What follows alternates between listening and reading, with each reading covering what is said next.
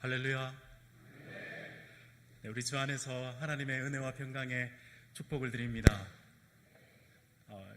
귀한 교회에 이렇게 하나님의 말씀으로 섬길 수 있는 기회를 주셔서 감사하고, 이렇게 우리 청년부, 특히 학생부와 청년부 헌신 예배로 섬길 주셔서 너무 하나님 앞에 감사를 드리고, 말씀을 통해서 저와 여러분 모두가, 그리고 성도님 모두가 하나님의 은혜를 경험하는 귀한 시간 되시기를 주님의 이름으로 축복드립니다.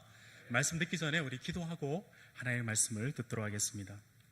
존귀하신 주님, 이 시간 주님의 생명의 말씀 앞에 우리의 마음의 무릎을 꿇습니다.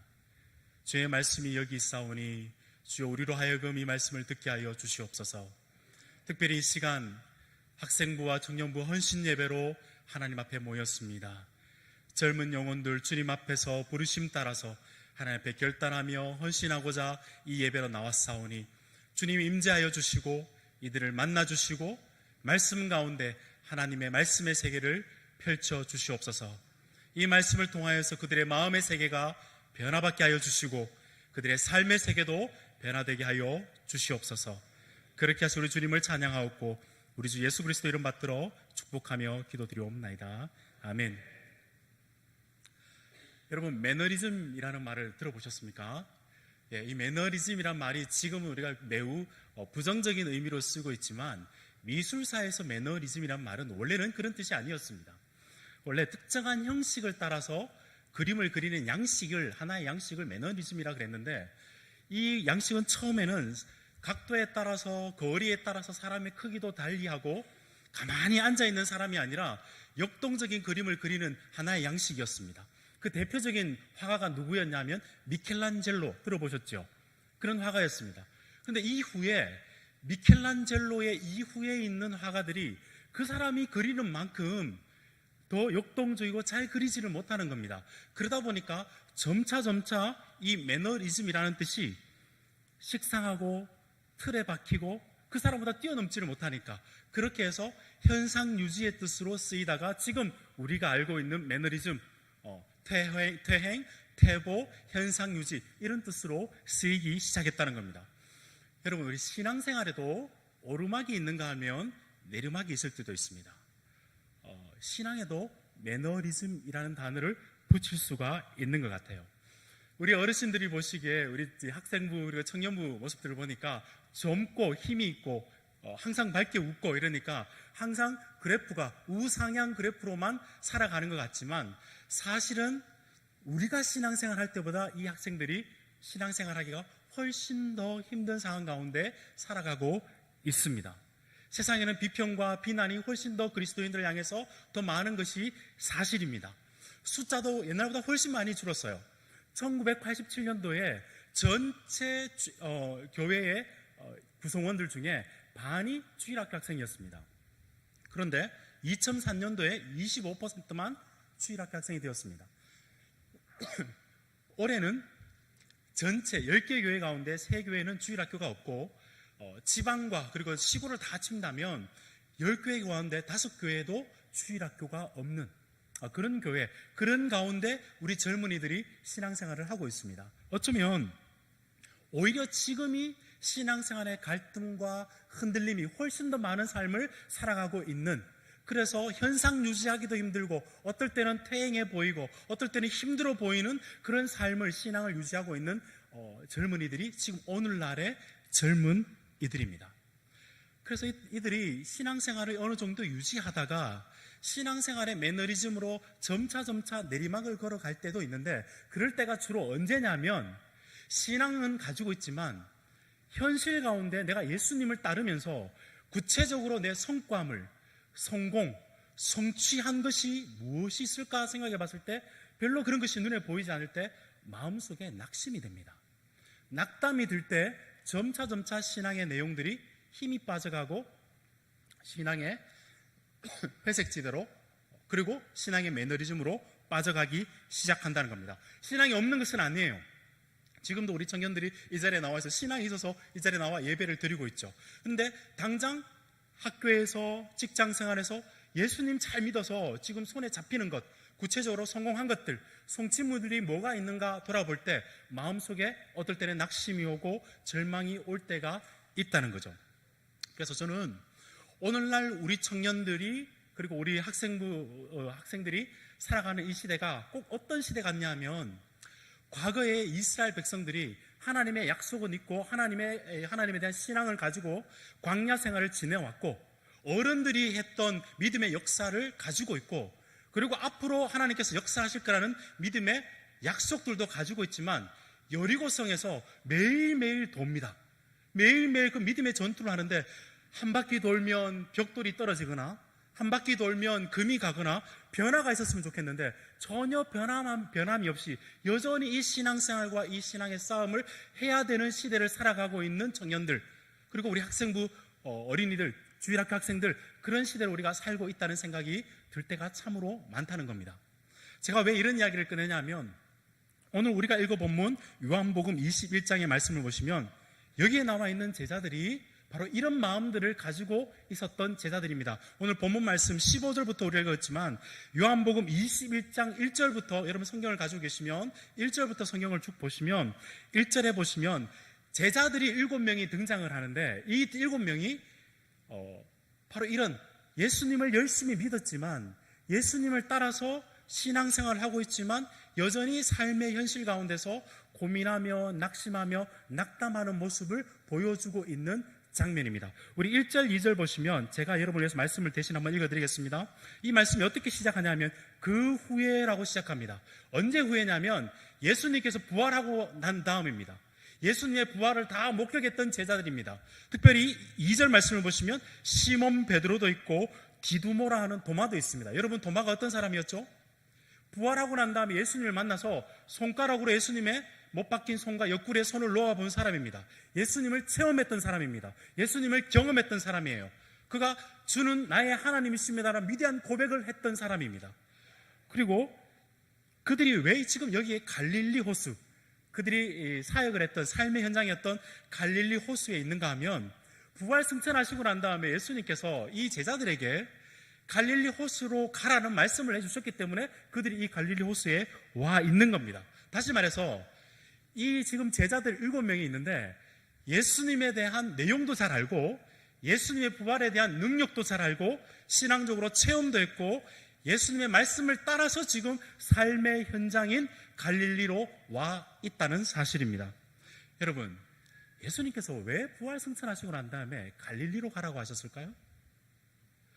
이 땅의 모든 땅은 부활 승천하시고 난 다음에 예수님이 다스리지 않는 땅은 아무 곳에도 없습니다. 믿으십니까? 단 1cm도 1평도 한 평도 예수님이 다스리지 않는 땅은 없습니다. 그럼에도 불구하고 예수님은 부활 승천하시고 난 다음에 이 제자들로 하여금 그들이 살아왔던 삶의 현장 터전으로 보냈습니다. 왜냐하면 하나님의 나라는 갑자기 땅끝에 가서 되는 것이 아니라 젊을 때부터 어릴 적부터 자기가 커왔던 삶의 터전에서부터 그 하나님의 나라를 이루어 가시기를 원하셨던 예수님께서 이 제자들을 처음 그들을 부르셨던 그 갈릴리로 보내셨다는 사실입니다. 그런데 문제는 이들이 예수님에 대한 능력도 알고 예수님의 말씀을 따라왔지만 이 지금 갈릴리 호수가 예수님을 따라다녔을 때는 굉장한 기적의 장소였는데 지금은 너무나도 평범한 장소로 보이기 시작했다는 것입니다. 3년 동안 열심히 쫓아다녔어요. 근데 삶의 현장에서 딱 와보니까 실제적으로 구체적으로 내 손에 든 구체적인 성취물, 성과물 이런 것들이 눈에 보이지가 않는 겁니다.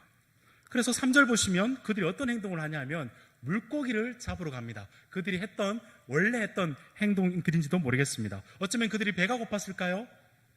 제가 보기에는 그들의 마음속에 여전히 낙심과 낭만과 내 삶 속에서 왜 이 장소에 와 있지? 라는 생각들을 했을지도 모르겠습니다. 마음속에는 다소 허탈한 마음이 들은지도 모르겠습니다. 특별히 이 장소에 왔을 때 가장 마음에 허탈한 사람은 아마 베드로였을 것 같습니다. 왜냐하면 이 베드로가 예수님을 처음 만난 곳이 어디죠? 예수님을 처음 따라다니고자 작정하고 결단한 장소가 어디였냐면 이 바로 갈릴리 배 위에였습니다. 그리고 갈릴리 호숫가 옆에서 예수님의 오병이어의 기적을 경험했던 사람이 바로 베드로였습니다. 그리고 폭풍을 칠 때 예수님께서 말씀으로만 폭풍을 잠잠하게 했던 그 경험을 했던 사람이 베드로였습니다. 무엇보다 이 베드로는 이 갈릴리 호수를 걸어봤던 사람입니다. 혹시 우리 가운데 호수 걸어보신 분 계십니까? 없으시죠? 베드로는 바로 예수님을 쫓아다닐 때, 자기가 예수님을 따라다닐 때 예수님이 어떤 분이신지 오병이어의 기적도 맛봤고 자기 개인적으로 호수를 걸어봤던 경험이 있는 사람이었습니다. 3년 동안 부지런히 쫓아다녔습니다. 그러나 돌아와서 보니까 이 땅이, 이 갈릴리 호수가 그 기적의 장소가 아니라 너무나 평범한 현실의 장소로 보이기 시작했다는 겁니다. 베드로만 아니었습니다. 다른 제자들도 마찬가지여서 베드로가 나는 고기 잡으러 가야 되겠다 그러니까 다른 제자들도 다 따라가서 고기를 잡으려고 노력했습니다. 근데 4절 말씀 보시니까, 3절 말씀을 보고 4절 말씀을 보시니까 그들이 거기에서 고기를 잡으니까 잡았나요? 한 마리도 잡지 못했습니다. 사랑하는 여러분, 성경에서 왜 이 장면을 우리에게 보여주고 있을까요? 사실 베드로는 처음 예수님을 쫓아가기로 결단했을 때 똑같은 경험들을 했습니다. 예수님을 알지 못했을 때도 현실 가운데서 고기를 잡았을 때, 못 잡았을 때 주님을 만났습니다. 그리고 예수님을 쫓아다니고 다시 갈릴리 호수로 왔는데 믿으면은 있지만 현실 가운데서 또 실패의 경험을 하고 있는 모습을 성경은 우리에게 보여주고 있습니다. 사랑하는 성도 여러분, 믿음이 있고 고백이 있고 예수님에 대한 부활 능력을 우리가 믿지만, 그렇다고 이 믿음이 삶의 현실 가운데 모든 문제를 다 없애버리는 그러한 것이 우리의 믿음입니까? 그렇지는 않은 것 같습니다. 여전히 믿음은 있지만 우리의 믿음 가운데서, 삶의 현실 가운데서 여러 가지 어려움들을 겪을 수 있다는 사실을 오늘 이 성경은 우리에게 보여주고 있는 겁니다. 사실 우리 청년들, 그리고 우리 학생들, 그리고 우리 어르신들도 마찬가지겠지만 신앙생활 가운데 여러 가지 믿음과 능력과 예수님에 대한 확신이 있지만 삶 가운데서 어려움을 겪고 계신 분들이 굉장히 많을 겁니다. 이 자리에 나오신 분들은 다 주님을 향한 신앙들을 가지고 계시지만 실제 삶의 현장 가운데, 신앙과 현실 가운데 굉장한 갈등들이 있다는 것을 여러분들이 익히 잘 알고 계실 겁니다. 신앙을 버릴 수는 없습니다. 그럼에도 불구하고 현실 가운데 있는 문제를 완전히 다 내 마음대로 해결할 수 있는, 컨트롤할 수 있는 능력도 우리에게 없다는 것 너무나 잘 압니다. 그런데 이럴 때 우리한테 희망 고문처럼 가끔 보시면 우리를 괴롭히는 주위에 있는 사람들이 있을 수 있어요. 특별히 청년들 가운데 너는 교회는 다니는데 왜 그렇게 사니? 혹은 적당히 신앙생활하지 왜 그렇게 눈치 없이 교회에 열심히 생활해가지고 사회에서 열심히 할 수 있는 스펙을 쌓는 게 더 낫지 않을까? 자꾸 그런 이야기를 듣다 보면 마음속에, 마음은 안 그래요. 마음은 그러고 싶진 않습니다. 그러나 자꾸 듣다 보면 마음속에 불안과 낙심과 안타까운 마음들이 마음에 생겨져서 신앙의 매너리즘이 자리를 잡게 될 때도 있다는 겁니다. 이때 우리를 가장 힘들게 하는 것은 바로 신앙의 대박 간증들입니다. 내가 이걸 했더니만 이렇게 잘 되었다라는 이야기, 그렇게 될 때도 있습니다. 그러나 실제 우리 신앙생활 가운데 그렇게 되기보다는 믿음을 가지고 꿋꿋이 현실 가운데 어려움을 돌파하도록 하는 그런 신앙의 어려움들을, 삶의 어려움들이 우리 가운데 있을 때가 훨씬 더 많을 때가 그게 우리의 삶의 현실인 것 같습니다.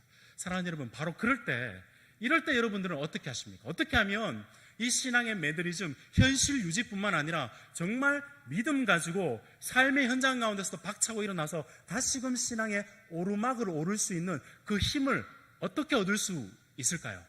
어떻게 하면 다시금 믿음으로 이 땅 가운데 살아가면서 주님의 제자답게 살아갈 수 있는 능력을 회복할 수가 있을까요? 사실 오늘 이 본문을 보시면 4절부터 우리가 읽은 본문 22절까지의 내용들을 쭉 다 읽어보시면 이 갈등하는 제자들을 다시금 힘을 주시는 예수님의 모습을 발견할 수 있습니다. 잘 들어보십시오. 여러분, 신앙의 매너리즘, 신앙과 현실 가운데 갈등이 생겨서 점차, 내 마음은 그러고 싶진 않은데 점차 현실의 벽이 더 커 보일 때 우리가 다시금 신앙으로 회복해서 현실 가운데 승리하는 삶을 살아가기 위해서는 첫째로 우리는 다시 찾아오시는 예수님의 사랑의 음성을 다시 들어야 될 줄로 믿습니다. 다시 한번 해보겠습니다. 다시 찾아오시는 우리 주님의 사랑의 음성을 다시 들어야 될 줄로 믿습니다. 여러분, 삶 가운데서 신앙뿐만 아니라 우리의 삶 가운데서 굉장히 중요한 삶의 모멘텀을 생각해 보시면 내가 결단해서 뭔가 삶의 자리가 움직여지는 것이 아니라 특별하게 다른 사람에 의해서나 환경에 의해서 옮겨질 때가 훨씬 더 많습니다. 굉장히 우리가 능동적으로 살아가는 것 같지만 실제적으로 우리 삶은 굉장히 수동적입니다. 태어날 때 내가 이때 태어나고 싶어서 태어난 사람 있을까요? 죽고 싶을 때 그렇게 딱 이렇게 내가 죽을 때를 딱 정하고 죽는 사람이 있습니까? 자살할 때는 말고요. 처음과 끝은 어떤 면에서 수동적인데 가운데 삶은 내가 굉장히 적극적으로 능동적으로 살면 될 거라고 생각합니다. 그러나 사실은 우리의 삶이 그렇지 않습니다. 마찬가지입니다. 신앙과 현실 가운데 갈등이 생겨서 신앙의 삶, 현실의 삶이 훨씬 더 중요하게 여겨질 때, 그때 다시 신앙으로 돌아올 수 있는 길은 바로 우리 예수님의 찾아오시는 음성을 다시 들을 때, 그때 매너리즘을 박차고 변화할 수 있는 삶을 살아갈 수 있다는 겁니다. 우리 본문 요한복음 21장 4절 말씀을 보시면 예수님께서 갈릴리를 가라 그러시고 난 다음에 4절 말씀을 보시면 이렇게 고기를 잡고 한 마리도 잡지 못하는 그곳에 우리 주님께서 그 삶의 현장 가운데 이미 와 계시는 것을 볼 수 있습니다. 5절 말씀을 보시면 이렇게 말씀하십니다. 예수께서 그 가운데 그들이 아무도 못 잡은 그 상황 가운데 예수님께서 이렇게 그들에게 말씀하십니다. 얘들아, 너희에게 고기가 있느냐? 여기서 얘들아라는 말은 그냥 부르는 것이 아니라 아이를 부르듯이 사랑에 담긴 음성을 가지고 얘들아 우리 주님께서 부르고 계신다는 겁니다. 삶에서 지금 실패하고 있어요. 고기를 한 마리도 잡지를 못했습니다. 믿음은 있지만 여전히 실패하는 장소에 있을 때 주님께서 이미 그 자리에 계시고 거기에서 자신들의 제자들에게 얘들아 음성으로 들려주고 계신다는 것입니다. 여러분, 이 예수님의 부르심, 그리고 이 예수님께서 아무것도 못 잡은 그들에게 오른편으로 그물을 내려서 고기를 잡으라 했을 때 실제 제자들이 해보니까 어떻게 되었죠? 수많은 고기를 잡았습니다. 이 장면이 뚜렷하게 다시금 되새겨지는 사람이 한 명 있었습니다. 누구일까요? 베드로였습니다. 처음 베드로가 예수님을 만났을 때 바로 이런 장면에서 만났던 겁니다. 자기가 삶의 현실에서 실패하고 있을 때 찾아오셨던 그 주님께서 믿음은 있지만 또다시 갈릴리 호수에서 실패하고 있는 자에게 주님께서 다시 찾아오셔가지고 베드로에게 얘들아 고기가 있느냐 그렇게 물어보셨습니다. 그 음성을 듣고 주위에 있는 요한이 야 이렇게 부르시는 분은 주님이시다라고 이야기를 하니까 베드로가 옷을 다 벗고 있다, 고기를 잡다가 다 벗고 있다가 옷을 다시 입습니다. 그리고 주님 앞에 부지런히 달려갑니다. 그리고 주님 앞에 딱 섰을 때 보니까 주님을 너무 사랑해서 주님을 만나기로 해서 왔는데 우리 주님을 와락 안을 수가 없었습니다. 왜냐하면 우리 본문 말씀 밑에 내용을 좀 보시면 9절 말씀을 보시면 육지에 올라보니 숯불이 피워져 있고 그 위에 생선이 놓여 있고 우리 주님께서 숯불 위에서 생선과 고기를 굽고 계시는 거예요. 베드로가 예수님을 만나려고 다시 주님을 만나려고 왔는데 주님을 안을 수가 없었습니다. 왜냐하면 이 숯불 앞에서 베드로가 했던 결정적인 실수가 하나가 있거든요. 주님께서 네가 닭이 울 때 3번 나를 부인하리라 주님께서 말씀해 주실 때 베드로는 그렇지 않겠다 이야기하면서 주님을 따라갔습니다. 신문하고 있을 때 3번이나 이 숯불 앞에서 부정을 했습니다. 무엇보다도 계집종이 너 예수님을 따라다니는 제자지라고 이야기했을 때 욕을 하면서 저주를 하면서 이 숯불 앞에서 예수님을 부정했던 자가 바로 베드로였습니다. 그래서 주님을 만나기 위해서 다가오긴 했지만 주님을 와락 안을 수도 없었습니다. 결정적인 실수를 한 베드로. 그래서 주님을 앞에 왔지만 주님은 주님 앞에서 아무런 소리 못하고 서 있을 때 우리 주님께서 질책하지도 않으셨어요. 그냥 고기를 구우시고 조반을 준비하고 계셨습니다. 그런가 하면 그 다음 장면을 보시면 베드로는 주님께서 조반을 준비하면서 떡을 굽고 계셨습니다. 떡을 떼서 베드로에게 주는 그 모습 앞에 아마도 베드로는 그 떡이 목구멍에 넘어가지 못했을 겁니다. 왜냐하면 주님께서 만찬 선생님, 주님께서 십자가에 달리시기 전에 마지막 만찬을 할 때 우리 주님께서 이 떡을 떼주시면서 이렇게 말씀하셨습니다. 이 떡은 내가 너를 위해서 찢는 나의 몸이다 말씀하시면서 이 떡을 줄 때 바로 그때 베드로가 다른 사람은 다 버려도 나는 주님을 버리지 않겠습니다 호언장담했던 사람이 바로 베드로였습니다. 그럼에도 불구하고 주님은 다시 그 떡을 가지고 베드로에게 주고 계시는 장면입니다. 성경 이야기를 왜 이렇게 길게 했느냐? 청년들하고 주일학교 학생들은 성경을 좀 많이 아셔야 될 것 같아서 상세하게 제가 여러분에게 말씀을 드린 겁니다. 그리고 우리가 오늘 읽어보면 본문 15절 말씀이 나옵니다. 예수님과 베드로가 1대1로 만났습니다. 그때 예수님께서 베드로에게 이런 질문을 3가지를 하십니다. 베드로야, 네가 나를 사랑하느냐? 베드로야, 네가 나를 사랑하느냐? 베드로야, 네가 나를 사랑하느냐? 3번 물어보셨습니다. 여러분, 우리 주님께서 왜 3번 물어보신 것 같아요? 3번 부인했으니까 너도 맛 좀 봐라, 이렇게 해서 3번 물어보셨을까요? 그렇지 않습니다. 여러분, 이미 십자가에서 나의 죄를 위해서 죽으시고 부활하신 분이셔요. 모든 것을 용서하셨습니다. 그럼에도 불구하고 우리 주님께서 다시 오셔서 이 3번을 물으신 것은, 여러분, 베드로를 사랑해서 찾아오셔서 사랑해서 회복하시기 위해서 주님께서 3번 물으셨다는 사실을 꼭 기억하셨으면 좋겠습니다. 너는 처음 실패의 장소에서 다시금 믿음이 있지만 실패하지만 너를 향한 나의 사랑은 변함이 없다. 베드로야, 네가 나를 사랑하느냐? 주님께서 이걸 물어보고 계시는 거예요. 너는 결정적인 장소에서 숯불 앞에서 나를 저주하며 나를 버렸지만 너를 향한 내 사랑은 변치 않는다. 나는 너를 버리지 않는다. 주님께서 다시 그 마음을 가지고 찾아오셔서 내가 너를 사랑하느냐 물으시는 겁니다. 나를 향한 너의 사랑은 약하지만 너를 향한 나의 사랑은 강하다. 주님께서 그 마음을 가지시고 베드로야, 내가 너를 사랑하느냐 3번 물으신 겁니다. 사랑하는 여러분, 특히 청년들 여러분, 신앙생활 하면 사회생활 가운데 신앙과 현실 가운데 갈등이 있을 때가 굉장히 많을 겁니다. 여러분, 분명히 합시다. 신앙은, 우리가 아는 복음은 내가 우리 주님을 찾아가는 게 아닙니다. 기독교의 시작은 내가 주님을 찾아가는 것이 아니라 주님께서 하늘을 뚫고 이 땅 가운데 오셔서 나를 찾은 것이 복음의 시작입니다. 기독교는 구도의 종교가 아닙니다. 기독교는 주님께서 나를 찾으신 종교라는 것을 여러분 꼭 믿으시기를 바랍니다. 그 사랑으로 나를 찾아오셔서 주님께서 나를 하나님의 백성, 하나님의 자녀로, 하나님의 제자로 부르셨습니다. 우리 주님께서 단 한 번만 부르시는 것이 아니라 우리를 삶의 현장으로 보내시고, 그곳에서 내가 실패하고 있을 때, 그곳에서 내가 또한 결정적인 실수를 했음에도 불구하고, 그곳에서 내가 주님을 향한 사랑이 그리 크지 않음에도 불구하고 주님께서 다시 찾아오셔서 네가 나를 사랑하느냐 사랑으로 회복시키시는 종교가 바로 우리가 아는 기독교인 줄로 여러분 믿으시기를 바랍니다. 복음은 과거에 나를 부르신 사건이 아니라 복음은 현재도 주님께서 나를 삶의 현장 가운데서 부르시는 하나님의 음성이다. 그렇게 여러분들이 믿으시고 이 음성에 반응하는 여러분이 되시기를 주님의 이름으로 축원드립니다. 여러분, 신앙생활 할 때 문제가 없는 사람은 없습니다. 모든 가정에도 그렇고 아마 여러분의 삶 속에도 그럴 거라 믿습니다. 성경에도 하나님의 나라를 이루어가는 사람들의 모습을 보면 모든 사람을 한번 꺾여졌다가 주님의 사랑으로, 하나님의 사랑으로, 은혜로 다시 한번 세워진 사람들을 통해서 하나님 나라가 왕성하게 일어나는 것을 여러분 알고 있을 줄로 믿습니다. 가성비로 따지고 효율로 따진다면 왜 하나님께서 우리를 부르셨겠습니까? 성경을 보시면 여러분, 노아 어떻습니까?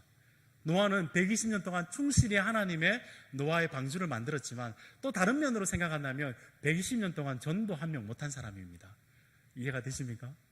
아브라함이 어떤 사람입니까? 우상 가정에서, 우상을 섬기는 가정에서 태어났지만 하나님의 약속을 가지고 있었지만 자기 아내를 버렸던 그런 남편 아니겠습니까? 그럼에도 불구하고 하나님께서 그를 복의 통로로 삼아주셨습니다. 다윗은 살인자였고 청부 살인업자였지만 그럼에도 불구하고 주님께서 그를 통해서 하나님 나라를 이루시는 다윗의 왕국을 위대한 성군으로 만드신 분이 바로 하나님이십니다.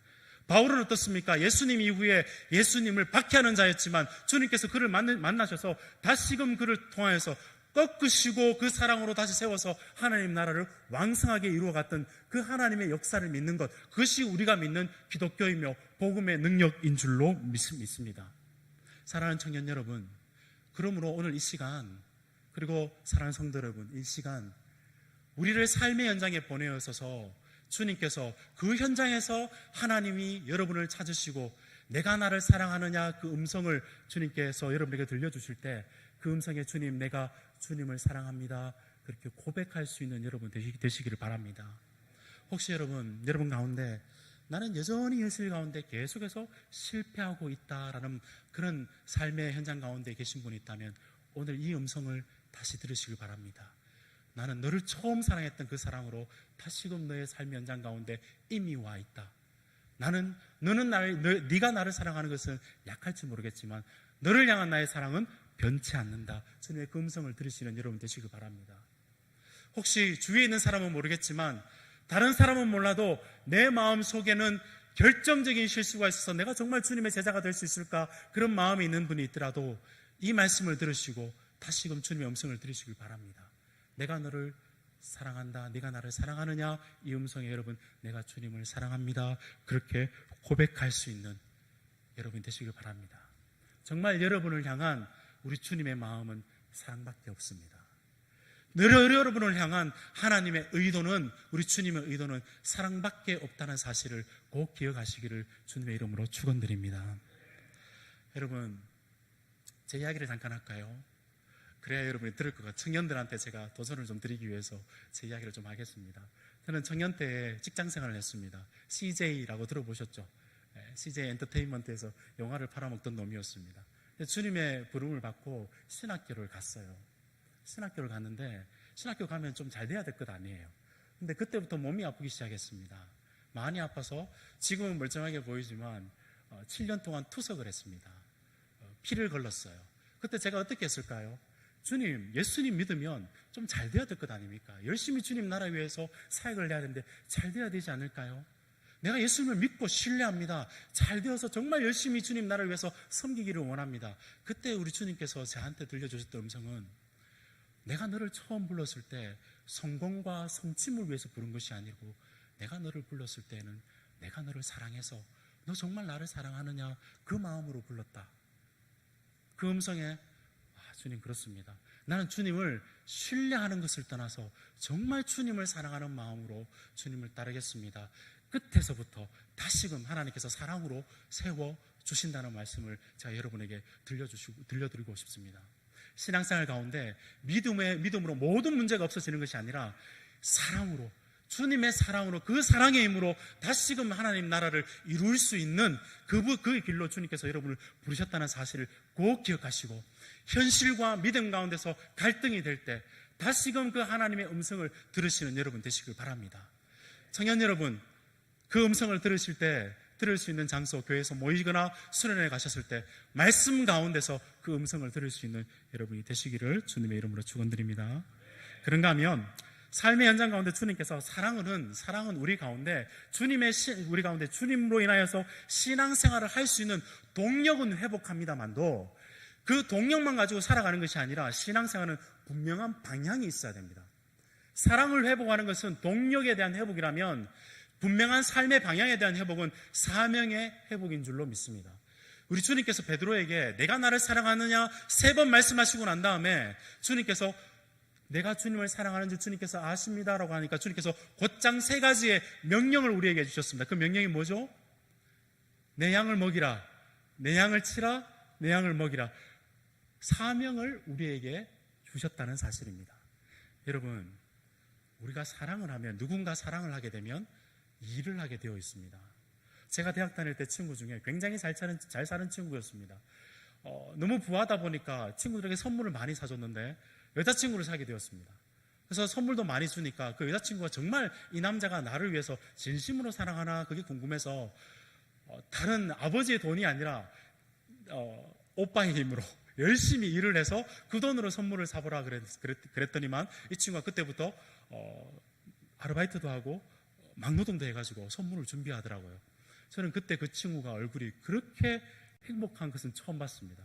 그 친구는 막 바리다 추다가 늦게까지 바리다 추다가 한 번은 너무 늦게 간 거예요. 지금은 인천까지 가는 여러 가지 차들도 있겠지만 그때는 인천에 차가 끊겨서 그 친구가 토벅토벅 걸어서 어째해서 새벽에 집 앞에 와서 앉아 있는데 갑자기 아버님이 일찍 가신다고 문을 열고 나오더래요. 아버님이 그렇게 말씀하세요. 야 벌써 학교 가니? 그렇게 이야기를 해서 다시 학교로 왔던 친구를 제가 기억을 합니다. 그렇게 열심히 그 여자친구를 위해서 사랑하니까 일을 하니까 그렇게 열심히 일을 해도 피곤해 보이지가 않더라는 이야기입니다. 사랑하면 누군가를 위해서 일을 하게 되어 있습니다. 그런가 하면 여러분 누군가로부터 사랑을 받게 되면 일을 하게 되어 있습니다. 저희 집에는 아이들이 3명이 있습니다. 해야 될 목록들이 있어요. 근데 어떨 때는 숙제를 하기 싫어서 막 울 때가 있습니다. 모든 것을 스톱시키고 그 아이에게 이렇게 이야기합니다. 아빠 너 사랑한다. 너 팬이니까 지금은 쉬어. 안 해도 돼. 그러나 아빠가 너를 사랑한다는 걸 잘 기억하고 재충전이 되면 다시 네가 해야 될 일을 했으면 좋겠다. 어떻게 변했을까요, 애들이? 그 다음날 되면 아빠의 사랑을 한다는 것을 알면 열심히 하는 것은 둘째치고 회복해서 하려고 노력하는 모습을 볼 때가 참 많습니다. 사랑하는 여러분, 영적인 차원에서도 마찬가지입니다. 사랑하면 일을 하게 되어 있습니다. 다시 말하면 우리 주님께서 나를 사랑하신다는 것을 알게 되면 그 주님을 위해서 일을 하며 섬기며 살아가는 것이 당연한 것이다. 제가 여러분에게 말씀을 드리고 싶습니다. 여러분, 어쩌면 우리가 구원을 받은 것은 나만 누리기 위해서 구원받은 것이 아니라 내가 누리는 이 구원을 모든 사람들에게 흘려보내기 위해서 주님께서 우리를 부르신 것이라 믿습니다. 그것이 바로 우리의 사명이라 믿습니다. 이 사명이 단순히 사역자가 하는 것이 아니라 나에게 맡겨진 일들을, 내 삶의 현장 속에서 주님께서 맡기신 그 일들을 그곳에서 묵묵히 감당하는 주님의 일들을 나의 일로 알고 감당하는 것이 바로 우리의 사명인 줄로 믿습니다. 사실 이 양을 먹이라라고 주님께서 우리 베드로에게 이야기를 했을 때 이 의미를 베드로가 정확하게 예수님께 배웠던 적이 있어요. 언제였냐면 우리 주님께서 처음으로 십자가를 달리실 것이라는 것을 베드로에게 가르쳤을 때입니다. 가야사라 빌립보에서 내가 누구냐 물어봤을 때 베드로가 주님은 그리스도이십니다라고 고백을 했습니다. 그때 우리 주님께서 십자가에 달려서 돌아가실 거다라는 것을 말씀했을 때 베드로가 무슨 말씀을 했는지 아십니까? 예수님을 따로 불렀어요. 베드로가 마가복음 8장을 보시면 따로 부르고 베드로가 예수님께서 아마 항변을 붙잡고 예수님 앞에 호통을 쳤다는 단어입니다. 예수님 그렇게 이야기하시면 안 됩니다. 우리가 예수님의 능력도 아는데 이렇게 이야기해서는 안 되죠. 그래서 제자들이 따르기는 너무 힘듭니다. 그러면 우리 제자들의 사기가 떨어지니까 그렇게 이야기하지 않았으면 좋겠습니다. 그렇게 이야기했을 때 우리 주님께서 베드로에게 무슨 말씀하셨죠? 사탄아 물러가라. 너는 사람의 일을 생각지 아니하고 사람의 일을 한다 생각한다라고 말씀하시고 우리가 잘 아는 말씀을 베드로에게 해주셨습니다. 누구든지 나를 따라오려거든 자기를 부인하고 자기 십자가를 지고 나를 쫓을 것이니라. 이때부터 베드로에게는 예수님의 사명, 자기의 사명이 무엇인지 이미 알고 있었습니다. 오늘 이 말씀을 통해서 자기의 사명, 내 양을 먹이라, 주님의 양을 먹이라는 사명을 다시금 예수님께서 깨닫게 해주신 것입니다. 그 사명이 뭐죠? 자기의 성공과 자기를 위해서 살아가는 것이 아니라 예수님처럼 섬기며 주위에 있는 사람과 내 학업을 할 때 내 주위에 있는 직장과 우리 교회에 맡기신 옆에 있는 성도님들을 섬기며 살아가는 것이 우리의 사명이라고 주님께서 분명하게 말씀해 주셨다는 것을 베드로는 다시 깨닫게 되었다는 겁니다. 내 양이 아니에요. 우리 주님의 양을 섬기면서 살아가는 것이 우리 제자의 따라갈 방향이라는 것을 여러분 꼭 기억하시면 좋겠습니다. 여러분 잘 생각해 보십시오. 예수님이 이 땅에 내려와서 현실 가운데 묵히실 이유가 하나도 없으신 분이십니다. 왜 그분이 이 땅 가운데서 인간의 몸으로, 그것도 죄인의 몸으로, 죄인 중에 가장 죄인 중에 죄인으로 오셔가지고 십자가에 달려 죽으시기까지 이 땅에 묵힌 이유는 바로 우리를 구원하시기 위해서 그랬습니다. 우리가 제자가 되었다, 신앙인이 되었다라는 것은 바로 이 주님께서 가셨던 그 길을 기억하면서 주님이 하나님의 뜻을 위해서 우리를 섬겨주셨듯이 우리 또한 주님을 따라서 주위에 있는 삶에서 주위에 있는 사람을 위해서 내가 그곳에서 섬기며 살아가는 것이 우리의 분명한 삶의 방향이라 믿습니다.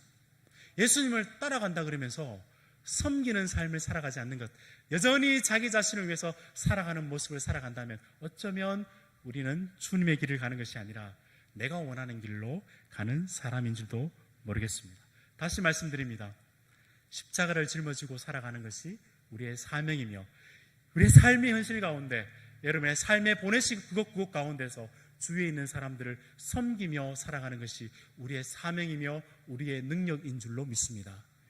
여러분 섬기는 것이 참 우리가 힘들고 능력이 아닌 것 같죠. 그런데 굉장한 능력입니다. 제가 미국에 유학을 하러 갔습니다. 그곳에서 목회를 한 적이 있는데요. 저는 우리 성도님들을 제가 섬긴다 생각했습니다. 특별히 우리 교회에, 제가 섬겼던 교회에 사찰 집사님처럼, 제니터라 그래서 사찰 집사님처럼 계신 분이 계셨어요. 영어도 잘 안 되시고 한국말도 그렇게 뛰어나신 분이 아니셨습니다. 그래서 저는 말씀으로 이분을 섬기니까 내가 이분을 섬긴다 생각을 했습니다. 근데 한 번은 제가 몸이 좀 안 좋아한 적이 있었습니다. 그런데 그 가정이 아이들 3명, 주일학교도 제가 함께 섬겼는데 아이들 3명과 어르신들이 무슨 일을 하셨냐면, 무슨 정신성 집사님과 김순희 집사님이라는 분인데요, 어떤 일을 하셨냐면 고속도로에 올라가는 라운드어바웃을, 고속도로에 올라가는 길이 있죠. 거기서는 차들이 속도가 좀 줄 것이 아닙니까? 거기에 편말을 써가지고 우리 목사님 아파요, My pastor is sick, please donate, 이렇게 해가지고 꼬깃꼬깃 돈을 모아서 오셨더라고요. 목사님 이거 치료하는 데 써달라고. 여러분, 저는 제가 성도님들 섬긴 줄 알았습니다. 아니더라고요. 성도님들이 섬겨가지고 하나님 나라를 이루어 가더라고요. 굉장한 섬김이 우리에게는 능력이 되는 줄로 믿습니다. 하나님 나라는 누가 다 이끌어가는 것이 아니라 서로 상합해서 내가 옆 사람을 섬기고 주위의 삶의 현장 가운데서 나를 보내신 그곳에서 섬겨 나갈 때 하나님 나라가 이루어지는 것입니다. 주님의 양을 섬긴다는 것은 나에게 맡기신 나의 십자가, 주님께서 내 삶에서 보내신 그곳에서 하나님을 섬기는 우리 주님의 마음을 품고 섬겨 나가는 것이 우리를 부르신 주님의 사명인 줄로 믿습니다. 내 양을 먹이라, 내 양을 치라, 내 양을 먹이라 주님께서 베드로에게 3번 부탁하셨듯이 오늘 이 말씀 가운데서 여러분에게 사명자로 살아달라고 여러분에게 주님께서 3번 부탁하신다는 것을 꼭 기억하시고, 주님께서 여러분의 삶 속에서 제발 나의 양을 먹이라, 사명자로 살아달라고 부탁하실 때, 여러분, 그렇습니다 주님, 내가 다시금 주님을 섬기며 주위에 있는 사람들을 섬기는 사명자로 살아가겠습니다. 그런 주님의 명령에 올바로 답하시는 여러분 되시기를 주님의 이름으로 축원드립니다. 3번째로 성경서로 들어가시면 주님께서 이렇게 신앙의 힘을 회복하고 사명을 따라가는 우리의 방향을 충분히 주시고 난 다음에 베드로에게 그의 삶이 어떤지를 이렇게 설명을 하시는데 잘 아는 본문일 겁니다. 제가 여러분을 대신해서 말씀을 읽어드리겠습니다. 본문 말씀 18절 19절 말씀을 보시면 베드로가 앞으로 어떻게 살아가야 될지를 주님께서 이렇게 말씀하십니다. 내가 진실로 내게 이르노니 내가 젊어서는 스스로 띠뛰고 원하는 곳으로 다녔거니와 늙었으면 내 팔을 벌리리니 남을 내게 띠띠우고 원치 않는 곳으로 데려가리라. 이 말씀 우리가 너무 잘 알고 있어서 베드로가 마지막에 순교하면서 죽게 되었다는 사실 잘 알고 계시죠? 예수님께서, 성령님께서 이끄시는 삶을 살아가게 되었다는 겁니다. 이렇게 이야기를 하니까 베드로의 마음속에 자기는 이렇게 어려운 길을, 희생의 길을 가야 되는데 주위에 있는 요한이 신경이 쓰이는 겁니다. 그래서 예수님께 이렇게 물어보았습니다. 예수님, 저는 그렇다 치고 요한은 어떤 길을 가게 될까요? 라고 이야기했을 때 우리 주님께서 19절과 22절 말씀에서 똑같은 말씀을 2번 반복해 주셨습니다. 뭐라고 말씀하셨죠? 요한 말고 너는 나를 따르라, 너는 나를 따르라, 이 2번의 말씀을 해 주셨습니다. 여러분, 사랑하는 청년 여러분, 그리고 학생부 여러분, 여러분이 앞으로 신앙생활을 하면서 신앙생활을 가장 잘할 수 있는 방법은 누구랑 비교해서 신앙생활하는 방법이 아니라 오로지 주님을 따라가는 방식이 최고의 방식인 줄로 믿습니다. 누구를 비교하게 되면 신앙생활이 참 힘들어집니다. 나는 큐티로 성경을 5장 읽는데 어떤 분이 10장을 읽으면 마음속에 위축감이 됩니다. 어떨 때는 다른 사람보다 내가 기도를 1시간 더 많이 하게 되면 그 사람보다 교만한 마음이 들어서 비교하게 되면 절망하거나 아니면 교만해지는 이 2개를 반복하게 됩니다. 그렇게 하지 마시고 우리 주님께서 여러분의 삶 속에서 어떤 사람과 경쟁하는 것이 아니라 오로지 주님을 따라가며 주님이 가신 그 길을 뒤따라갈 수 있는 여러분들이 되시기를 주님의 이름으로 축원드립니다. 여러분, 나침판 아시죠? 나침판은 우리가 분명히 우리가 가야 될 북쪽을 방향을 정확하게 우리에게 제시해 줍니다. 그러나 우리 주님께서는 그 나침판이 신앙의 고도를 다 똑같이 보여주지는 않습니다. 우리의 삶의 현상 가운데 어떤 분들은 굉장히 아스팔트와 같은 길을 갈 때도 있고, 어떤 분들은 오르막을 걷는 인생을 살아갈 때도 있고, 어떤 분은 내리막을 평탄한 길을 가는 분들도 계시고, 나침판의 방향은 똑같지만 걸어가는 길은 서로가 다릅니다. 그러나 동일한 것이 있다면 무엇이 있는가 하면 바로 우리 주님을 따르는 일이라는 것입니다. 어떤 삶의 현장에 있었든지 여러분이 주님이 부르신 그 길에 내가 주님을 따라가겠습니다 라고 고백할 수 있는 여러분이 되시기를 주님의 이름으로 축원드립니다. 주님께서 이 제자들을 갈릴리로 부르신 궁극적인 목적이 있습니다. 왜 이들을 다시 갈릴리로 부르셨냐면, 불러서 그들이 준비하면서 주님의 말씀에 이 음성을 듣고 반응하면서 그들에게 주님께서 드리고 주고 싶었던 궁극적인 선물이 하나 있는데, 그것이 뭐냐 하면 성령 하나님이십니다.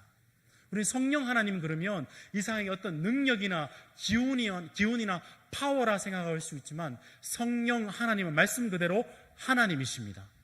주님께서 갈릴리로 부르시고 난 다음에 하나님께서 베드로와 함께 동행하며 하나님께서 그와 내주하시며 하나님께서 그의 삶의 현장 가운데서 어떨 때는 앞장서서 일하시고 어떨 때는 뒤에서 밀어서 일하시고 그와 함께 동행하는 삶을 주시기 위해서 이 제자들을 삶의 현장으로 불러서 그들을 만나 주시고 계신다는 겁니다.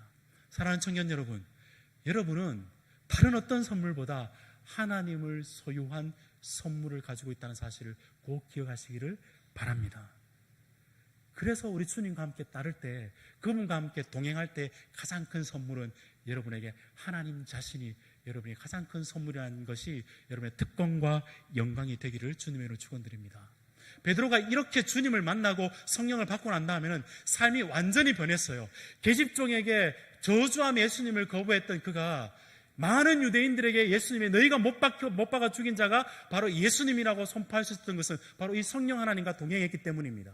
사내들인 공회에서 복음 전하지 말라고 했는데 내가 하나님의 말씀을 들을 거냐 너희의 말씀을 들을 거냐라고 이야기했던, 담대하게 복음을 전했던 사람이 바로 이 베드로였는데, 바로 하나님과 동행하는 성령 하나님을 소유하고 난 다음부터 그의 삶이 완전히 변했습니다. 그리고 그는 끝까지 예수님을 쫓아서 베드로 후서 5장을 보시면 자신의 다음 세대들에게 나는 주님을 끝까지 쫓았으니까 너희도 목자장 되신 우리 주님이 다시 오실 때까지 우리 주님을 끝까지 쫓았으면 좋겠다라고 부탁하는 베드로의 말을 우리가 들을 수 있다는 겁니다. 여러분, 우리 주님께서 여러분을 부르셨을 때 명령하신 것은 내가 너로 고기 많이 잡게 해주겠다가 아니고 사랑 남는 어부 되게 해주겠다는 것이 주님의 약속이었습니다. 그리고 처음 베드로를 불렀을 때도 너는 나를 따르라 주님께서 말씀해 주셨고, 이 땅 가운데 지상에서 마지막 베드로를 부르셨을 때도 너는 나를 따르라 그 말씀을 해 주셨습니다. 오늘 이 말씀을 통해서 우리 주님께서 여러분에게 다시 말씀하고 계십니다.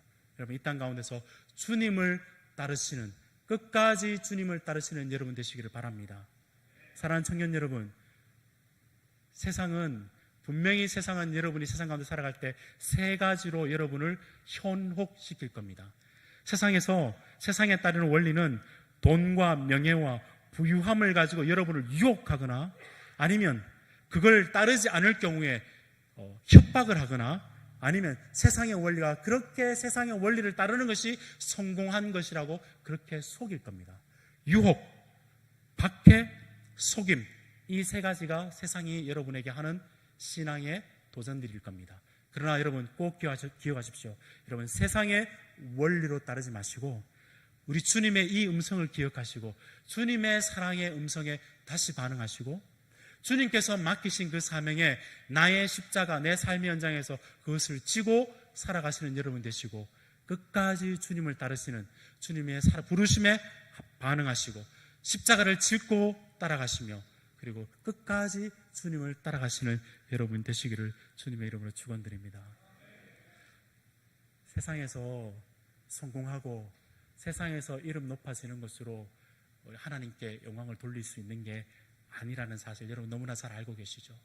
주님의 그 사랑에 감격해서 감복해서 그 사랑으로 주님, 내가 주님을 사랑합니다, 그렇게 따라가시고, 주님, 내가 세상에서 높은 사람이 되어서 많은 사람을 섬기겠습니다, 이게 아니고 주님께서 따라가셨던 그 길에 내가 내 자리에서 나의 맡기신 그 삶의 현장에서 섬기며 살아가겠습니다, 그것이 우리의 고백이 되어야 되며, 끝까지 다른 사람의 신앙 생각하기보다는 열심히 내 삶의 현장에서 주님을 따라가시는 여러분 되시길 바랍니다. 그것이 주님이 원하시는 여러분을 향한 제자의 삶인 줄로 믿습니다. 어떤 일을 해서 하나님께 영광을 많이 돌릴까? 여러분, 제빵사가 되어도 빵을 만들면서도 영원한 생명의 빵이 우리 주님이다, 그리스도를 생각하면서 만들면 그분은 정말 참 제자인 겁니다. 교사가 되어서도 우리 스승님은 유일하신 예수 그리스도밖에 없다라고 생각하면서 교사 생활하면 그 사람은 진짜 그리스도인 겁니다. 의사를 하면서도 세상에 돈 버는 의사가 아니라 진짜 의사는 예수님밖에 없다라고 생활하시면 그분이 참 그리스도인 겁니다. 운전수를 하셔도 우리의 인생의 길 되신 분은 예수님밖에 없다라고 고백하며 일하고, 건축가가 될지라도 이 땅 가운데 새하늘과 새 땅을 건축하실 분은 우리 주님밖에 없다라고 생각하시면서 그 일을 하시는 사람이 참 그리스도의 제자인 줄로 믿습니다. 법률가가 되어서도 진짜 우리의 율법의 완성자는 예수님밖에 없다라고 생각하시면서 그 길을 나에게 맡기신 직업들과 소명들 따라서 충실히 그 길을 갈 때 여러분 모두가 하나님 나라의 사명자이며 주님 따르는 제자가 될 줄로 믿습니다. 우리의 정규직은 이 땅에 있는 것이 아닙니다. 하나님의 백성이며 하나님의 제자가 우리의 궁극적인 정규직입니다. 이 땅에 있는 직업들은 어쩌면 비정규직입니다. 그 비정규직 일하시면서 영원한 주님의 그 부름의 사랑의 음성을 반응하셔서 주님, 내가 주님 사랑합니다. 그리고 내 삶의 현장 가운데서 주님 나에게 맡기신 이 교회, 나에게 맡기신 우리 청년부, 우리 학습부, 우리 주일학교, 그리고 우리 목사님, 우리 장로님 내가 옆에서 섬기며 살아가겠습니다. 그리고 주님, 내가 다른 사람 신앙 평가할 것이 아니라 주님 따라서 이 길을 끝까지 가겠습니다. 이것이 여러분이 매일매일 주님 앞에서 고백하는 그런 여러분의 인생 되시기를 주님의 이름으로 축원드립니다. 네, 함께 기도드리겠습니다.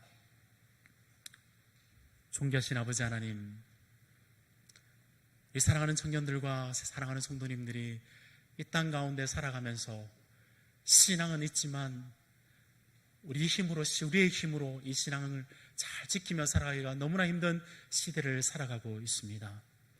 그래서 주님, 우리가 주님의 마음을 더욱더 닮아가며 정말 능력을 얻기를 원합니다. 그런 마음으로 우리 청년부와 학습부가 주님 앞에 헌신 예배로 이 예배를 드렸습니다. 하나님, 오늘 말씀 가운데 주님께서 우리에게 물어보신 그 물음에 내가 나를 사랑하느냐, 너를 향한 나의 의도는 사랑밖에 없다라고 주님께서 다시 물어보는 이 음성에 우리 사랑하는 청년들과 우리 모든 성도님들이 그렇습니다 주님, 내가 주님 사랑합니다, 그 사랑으로 다시 한번 신앙생활을 열심히 달려갈 수 있는 우리 모든 동산교회의 모든 성도님들 되게 하여 주시옵소서. 주님께서 내가 나를 사랑한다면 내 양을 먹이라 주님께서 우리에게 사명을 다시 부여해 주실 때 내 삶의 현장에서 나에게 맡기신 그 십자가, 나의 가정과 나의 교회와 나의 학습과 내 주위에 있는 모든 사람들을 섬기면서 섬김의 능력들을 발휘하며 살아갈 수 있는 우리 모든 성도님들, 청년들 되게 하여 주시옵소서. 주님께서 너는 나를 따르라 주님께서 말씀해 주실 때 끝까지 주님 따라서 주님 앞에 섰을 때에 착하고 충성된 종이라 칭찬 들을 수 있는 모든 주님의 신실한 종이 될 수 있도록 주님 축복하여 주시옵소서. 세상의 성공과 세상의 성과와 성취물을 얻는 것에 급급한 것이 아니라 정말 주님을 따라가서 주님이 우리의 참 길이요 생명이며 진리이시라는 것을 믿고 예수 그리스도를 믿는 것으로, 주님을 사랑하는 것으로, 사명지고 살아가는 것으로, 주님 따라가는 것으로 우리의 영광과 특권으로 알고 끝까지 주님 섬길 수 있는 우리 모든 동산교회의 성도님들 되게 하여 주시옵소서. 그렇게 하시 우리 주님을 찬양하옵고 우리 주 예수 그리스도 이름 받들어 축복하며 기도드리옵나이다.